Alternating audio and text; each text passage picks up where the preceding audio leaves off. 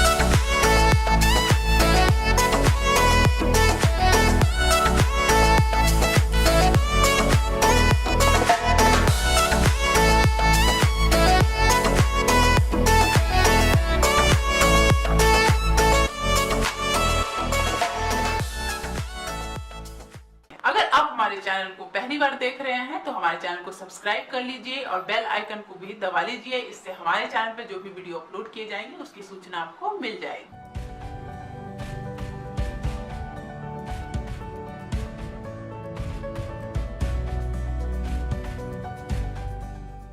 दोस्तों, इस वीडियो में इतना ही। उम्मीद करता हूँ कि आपको वीडियो जरूर पसंद आई होगी। तो प्लीज वीडियो को लाइक और शेयर करना ना भूलें और चैनल को सब्सक्राइब कर लें, ताकि नए नए बिजनेस आइडियाज पहुंचे सबसे पहले आपके पास।